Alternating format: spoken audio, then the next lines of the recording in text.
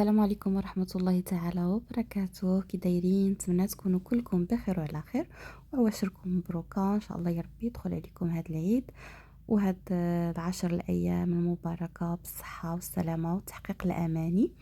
ما نطولش عليكم اليوم ان شاء الله غنحضروا مع بعض هاد الحلوة اللي هي سهلة جدا ولذيذة لذيذة لذيذة، خصوصا العشاق القهوة. كما كتشوفوا كيجي المنظر ديالها زوين وكتوجد بسرعة. وقبل ما ندوزو الوصفة، بالنسبة اللي أول مرة كيشاهد القناة، معكم إيمان من إيمي كويزين. ما تنساوش تشتركوا وتفعلوا زر الجرس باش توصلوا بكل جديد إن شاء الله. ودابا ندوزو على بركة الله المقادير والطريقة ديال التحضير. بالنسبة للمقادير غادي نحتاجو على بركة الله 250 غرام ديال الزبدة، غنضيفو ليها واحد 2 معالق ديال سكر كلاصي،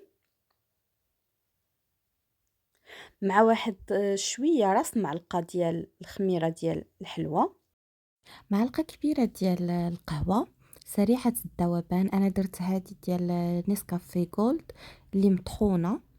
الا ما كانتش عندكم لكم ديروا نسكافيه عاديه، مع واحد شويه ديال الفاني، اما سائله ولا ساشيه ديال الفاني. طبعا كما كتشوفوا معايا الزبده خصها تكون بحراره المطبخ وتكون لينه باش دغيا دغيا كنديروا بحال اون بوماد مع المكونات. انا زدت هنا واحد شويه ديال الدقيق باش كيخلي هاد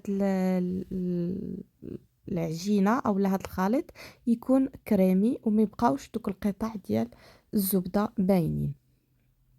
كنخدموهم مزيان حتى كترجع لينا على شكل كريمه.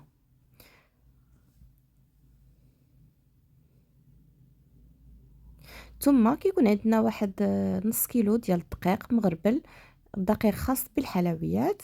كنكونوا مغربلينو وكنبقاو نضيفو شويه بشويه حتى كنجمعوا الخليط ديالنا كما كتشوفوا معايا.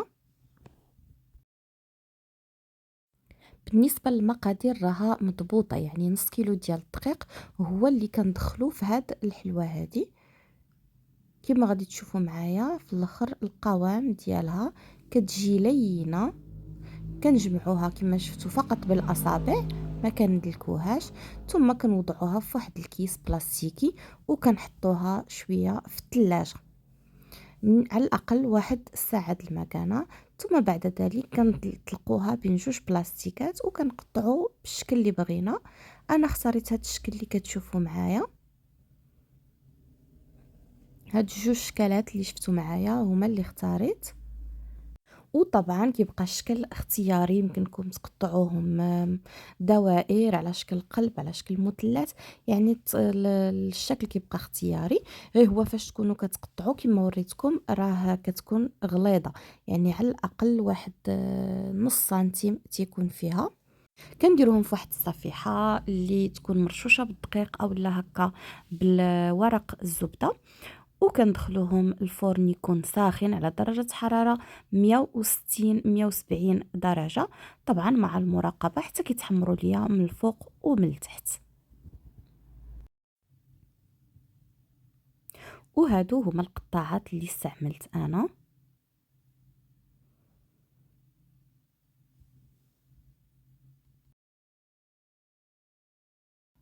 ملي كيتحمروا طبعا كنخليهم حتى كيبردوا وكندوزو للتزيين اللي كيبقى اختياري.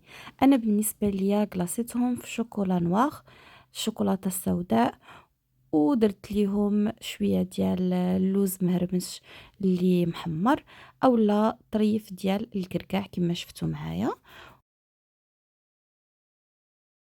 وبالنسبه لهادو فانا درت لهم لوزه في الوسط وكلاصيتهم بهاد الشوكولا هذا اللي كيتباع، راه بالنكهه ديال البيسكوف اولا اللوتوس، بنين بزاف بزاف. خديت هاد الشوكولا ذوبته مع شويه ديال الشوكولاته بيضاء وكلاصيت به هادو ودرت زينتهم بخطيطات ديال الشوكولا أولي شكلاط بالحليب، جاو كيما شفتو راقيين، المنظر ديالهم رائع، والمذاق ما نقولكمش عليه روعة روعة روعة، خصوصا العشاق القهوة. وعلى فكرة راه يمكن لكم تبدلوا النكهة، فعاود ما ديروا القهوة الا ما كانتش كتعجبكم، ديروا معلقة ديال البخاليني ولا ديروا نكهة ديال الكراميل ولا اي نكهة كتعجبكم. وهذه هي الحلوه ديالنا كيفاش كتجي من الداخل، كتجي هشيشه بزاف ومقرمشه وفي نفس الوقت رطبه كتذوب في الفم كما كتشوفوا معايا. هاد الوصفه راها سهله جدا والمذاق ديالها رائع، نتمنى تجربوها.